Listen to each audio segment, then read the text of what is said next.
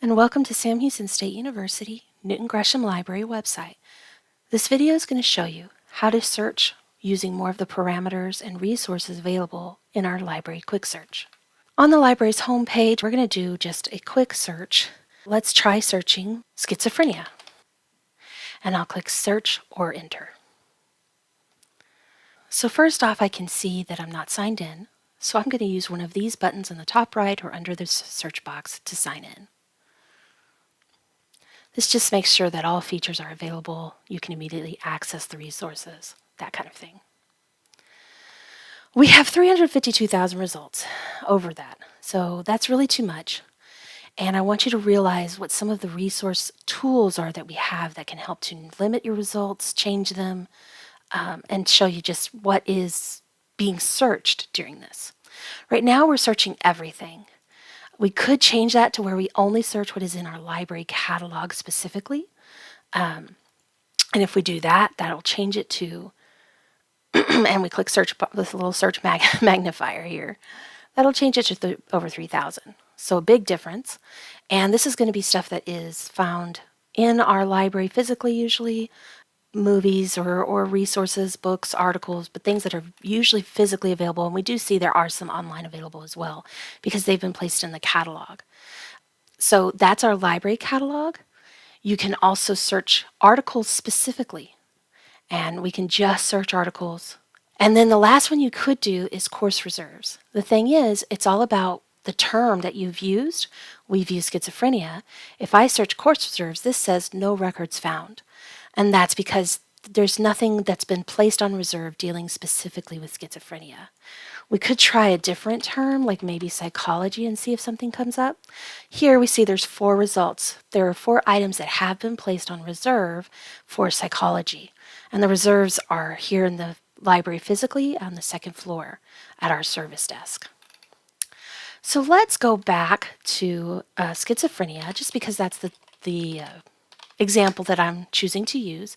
And I'm going to click back on everything and do a search so that we can just see it all. We can start to limit our search. Maybe you just want to look at peer-reviewed journals. Over here on the left under availability, we see peer-reviewed. I could select this box if I wanted to look at more than one item. I'm just going to click on peer-reviewed so it just goes straight to peer-reviewed journals. If I click on the left under resource type, I see there are several types of things that are considered peer-reviewed. So I'm going to say I want articles and click on articles. Okay, so now I can see that peer-reviewed journals and articles are within my filters. I can also change the publication date. Instead of using these arrows, which could be slow, I can actually click on it and say, you know what, I want something from 2000 and click refine. And that gives it the last 26 years, 203,000 results. Ooh, that's a lot. So we're still needing to narrow this down. Some other resources, we have language. You can narrow it by language, and I can click English. It doesn't mean it's going to be perfect and take everything out, but it will help.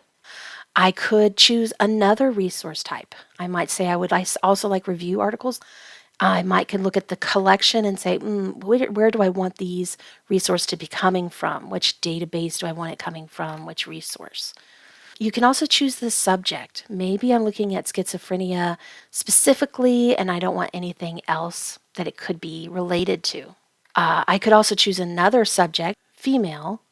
That actually is going to take away resources because I'm specifying not only schizophrenia but dealing with female. If I didn't want to do that, I could go to this advanced search. I took off the female and I click on advanced search and I can type in another term. So I can put women or female and I can click search. 6,000 results, that's still kind of a lot. So I could add more to my search. I can add another line and maybe type in a location like Texas and do a search. I'm going to close this here. That's only 31 results, but they may be very specific to what I'm looking for. Let's open this back up and just try something else. Don't be afraid to try new things. I'm going to take Texas off. Let's say I don't really want that, but I'm going to change any field to making women or female a subject of the search and do a new search. So instead of 6,000, when I just had schizophrenia and women or female, I now have 831 because I made that a subject. Notice, because I've been changing our search parameters here, it has taken off all of my limiters because I've changed my main search. So I'm going to reselect these limiters. I'm going to say, you know what, I want it to be articles. I want it to be peer reviewed. Okay, so now I'm down to 753. If I want it to remember all filters, I can do that so that now when I change something like adding in Texas, it has remembered my filters.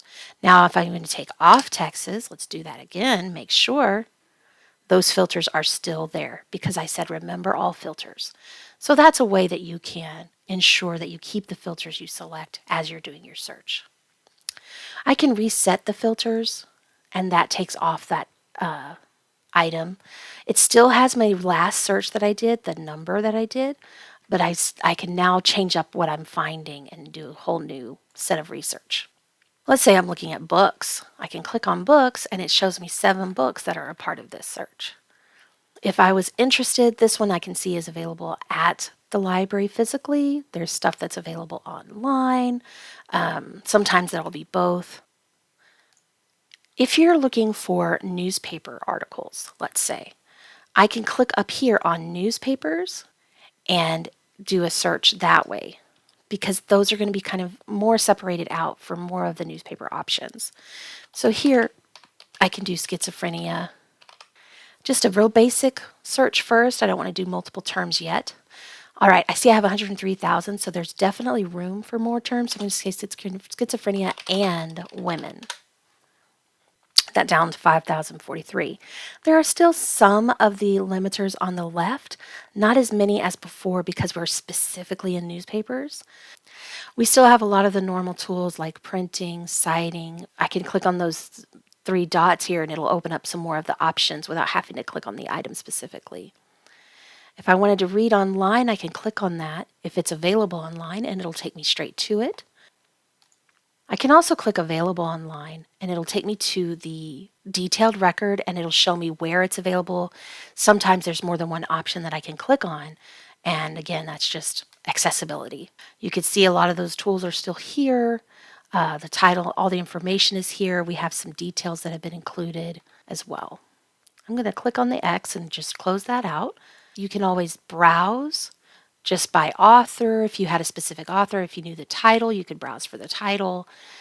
You can do journal search, and you could search for a specific journal. If your teacher assigns you a journal, you can search to see if we have access to that journal.